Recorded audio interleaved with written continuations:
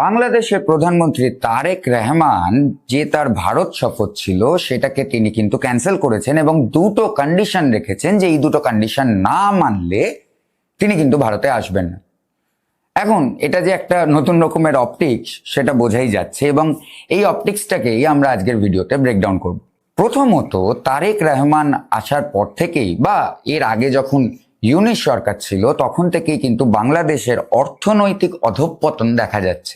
বাংলাদেশে কিন্তু উন্নয়নের কাজ যে কতটা হয়েছে এই লাস্ট কয়েক বছরে সেটা একজন আম বাংলাদেশি আমার থেকে ভালো জানে, তাই আমি সেগুলো আর স্ট্যাটিস্টিক্স দিয়ে আপনাদের কাছে আনবো না। আমি আগে এই চ্যানেলেই কোনো এক ভিডিওতে স্ট্যাটিস্টিক্স দিয়েছি, তাই আজকে ওইসবে যাচ্ছি। কিন্তু কতটা উন্নতি হয়েছে ইউনিশ সরকার এবং তারেক রহমান যিনি সবে প্রধানমন্ত্রী হয়েছেন এখনো অবধি তার কার্যকালে, সেটা আম বাংলাদেশি দেখতে পাচ্ছে।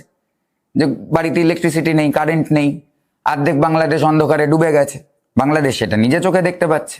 এবং এই রকম একটা পরিস্থিতিতে বাংলাদেশের প্রধানমন্ত্রী ভারতের কাছে দুটি কন্ডিশন রেখেছেন। আগে কন্ডিশনস গুলো জেনে নিই কি কি।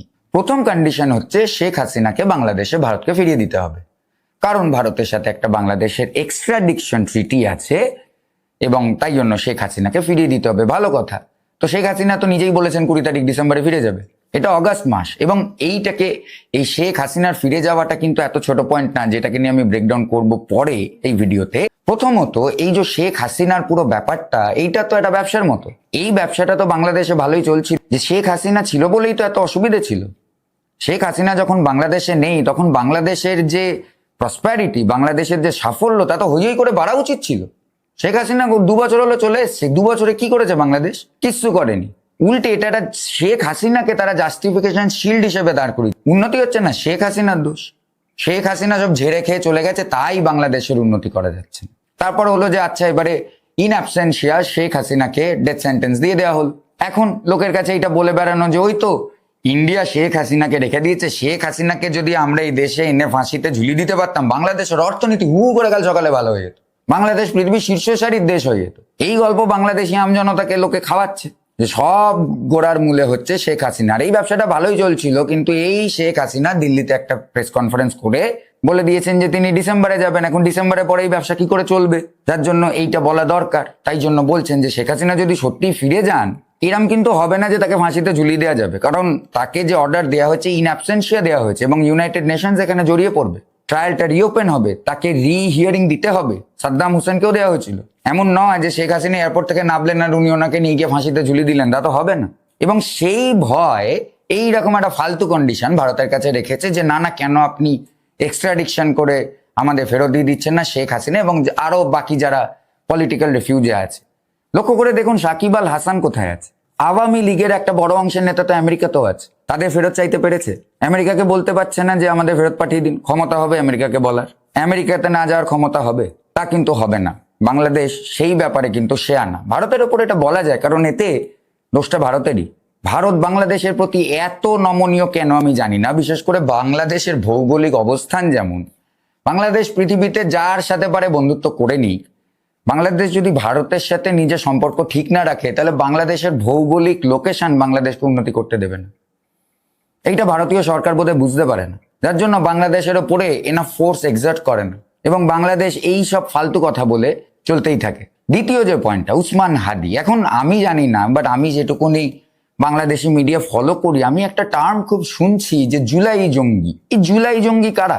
কারা নাকি বলছে যে এই যে জুলাইতে যারা এই বিক্ষোভ করেছিল এটা নাকি আসলে মানে বাংলাদেশেরই এক ফ্যাকশন বলছে যে না এ তো স্টুডেন্টদের প্রটেস্ট মনে হয়নি, তারপরে এ তো রাজনৈতিক প্রটেস্ট ছিল। তাই বাংলাদেশ যেটাকে জেনোসাইড করে নাচে, জেনোসাইড মানে আদৌ বাংলাদেশ বোঝে? বাংলাদেশে বোঝা উচিত 71-এ জেনোসাইড বাংলাদেশের হয়েছে, ওয়ার্ল্ড রেকগনাইজড। কিন্তু এই যে শেখ হাসিনার এই যে তখন যে হত্যা লীলাটা চলেছিল, তখন যে লোক প্রাণ হারিয়েছিল, সেটাকে কি জেনোসাইড বলা যায় নাকি?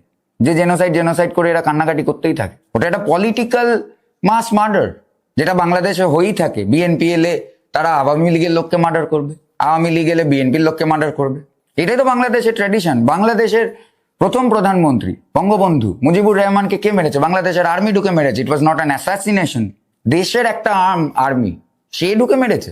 তো বাংলাদেশের এই যে রক্ত খিদে নিজের প্রধানমন্ত্রীদের প্রতি, এটা এখনো সেই পাকিস্তানের মতো অনেকটা চলেই যাচ্ছে। এবং যারা এটা ভাবছেন যে শেখ হাসিনা ফিরে গেলে বাংলাদেশে খুব উন্নতি হয়ে যাবে বা শেখ হাসিনা ফিরে গিয়েই ফাঁসি কাটে ঝুলে পড়বে, এ হওয়ার সম্ভাবনা না শেখ হাসিনা এত বোকা না আমজনতা এত বোকা। তাই ভারতের এই সব ফালতু এই দুটো কন্ডিশন দিয়ে বাংলাদেশের প্রধানমন্ত্রী বাংলাদেশের ভবিষ্যৎকে জিও প্যারাডাইজ করছে। কারণ ওই যে বললাম যে ভারত এখনো নমনীয়, Indian response towards Bangladesh is not adequate. Indian response কোনো ক্ষেত্রেই অ্যাডিকুয়েট না।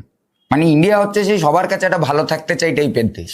এই বাংলাদেশে নেবার যদি ইসরায়েল বা আমেরিকা হতো, বাংলাদেশ এতক্ষণে যে মানে যাই হোক থাক, সেই আলোচনায় হাইপোথেটিক্যাল আলোচনায় গিয়ে লাভ নেই। কিন্তু ভারতবর্ষের কিন্তু এবারে এই ব্যাপারগুলো আরেকটুখানি সিরিয়াসলি নেওয়া উচিত আমাদের দেশের পয়েন্ট অফ ভিউ দিয়ে, যে বাংলাদেশের থেকে আমাদের সত্যি কিছু পাওয়ার নেই। কিন্তু বাংলাদেশের যা ভৌগোলিক অবস্থান, তাদের প্রধানমন্ত্রী তাদের জনগণকে যা পারেন বলে বোকা বোঝান আমাদের কিছু এসে যায় না। যা পারেন তাদের বোকা বানানোর যত রকম উপায় তিনি জানেন, ইউজ করুন, আমাদের কি। কিন্তু ভারতবর্ষের এইটা বোঝা উচিত যে বাংলাদেশের যে জিওগ্রাফিক লোকেশন, তা বাংলাদেশকে বাধ্য করবে ভারতের সাথে একটা ভালো সম্পর্ক রাখতে। এবং ভারত সেটা জানে বলেই হয়তো যে আচ্ছা ঠিক আছে বলছে বলুক, করছে করুক, দুদিন বাদে তো আমার কাছেই আসতে হবে টাইপের একটা অ্যাটিটিউড। বাট এই অ্যাটিটিউডটা কিন্তু অ্যাডিকুয়েট না আজকের দিনের পৃথিবীতে। আমরা কিন্তু ট্রাম্পের সাথে একটা নতুন ওয়ার্ল্ড অর্ডারে চলে এসেছি এবং এই ওয়ার্ল্ড অর্ডারটা কিন্তু আলাদা। আমার মনে হয় না ভারতের ফরেন পলিসি এখনো সেইভাবে এই নতুন ওয়ার্ল্ড অর্ডারটাকে বুঝতে পেরেছে। এখানে যদি আপনি ডমিনেট না করেন, অ্যাটলিস্ট ডমিনেট আমি বলছি না, ভারতবর্ষের কোনো ফার্স্ট স্ট্রাইক পলিসি নেই, ভারতবর্ষ সবসময় ভালো মানুষ, কিন্তু আপনি যদি অ্যাটলিস্ট অ্যাসার্টিভ না হন এই ব্যাপারগুলোয়, তাহলে কিন্তু আপনার যে গ্লোবাল রিজিয়নে একটা সুপার পাওয়ার হওয়ার ইচ্ছে, আমি বলছি না কাউকে হার্ম করতে হবে, একদম না। আমরা বিশ্বাসী না ওইভাবে। আমরা একটা দেশ সারা জীবন এই নিয়ে গর্বিত থাকতে চাই যে আমরা কারুর একটা ল্যান্ড গিয়ে ঝাড়িনি। এত বড় দেশ, এত বড় ডিফেন্স হওয়ার পরে উল্টে আমরা একটা দেশ বানিয়ে এসেছি বাংলাদেশ। 1 ইঞ্চি জমিও আমরা নিজেদের জন্য না রেখে বাংলাদেশ আমরা বানিয়েছি। এই গর্ব নিয়ে আমরা থাকতে চাই, এই গর্ব চেঞ্জ করতে হবে না। কিন্তু অন্যায়ের বিরুদ্ধে প্রতিবাদ করাটা কিন্তু ভারতের দরকার। এবং যেখানে যেখানে ভারতকে নিয়ে অন্যায় হবে, সেটা নরওয়ে হোক, সেটা বাংলাদেশ হোক, সেটা কানাডা হোক, সেটা আমেরিকা হোক, ভারতের কিন্তু জোর গলায় সেটাকে কল আউট করার সময় এসে গেছে। আমরা কিন্তু এত দুর্বল নই যে অ্যাটলিস্ট এই জিনিসগুলোকে অ্যাকনলেজও করতে পারবো না। আপনার কি মতামত বাংলাদেশ প্রধানমন্ত্রীর এই সিদ্ধান্তে যে তিনি ভারত ট্যুর করবেন না? ঠিক যেমন cricket team world cup tour করেনি, বাংলাদেশ ক্রিকেট টিম ভারতে ওয়ার্ল্ড কাপ খেলতে আসেনি, এবং এই জিনিসগুলো ভারত আর বাংলাদেশের সম্পর্কের জন্য ভালো করবে না খারাপ করবে? আপনার যেটাই মতামত হোক আমাকে কমেন্টে লিখে জানান। সঙ্গে থাকার জন্য ধন্যবাদ। আমি আবার কাল হাজির হব জিও পলিটিক্সের নতুন কোনো ভিডিও নিয়ে। নমস্কার।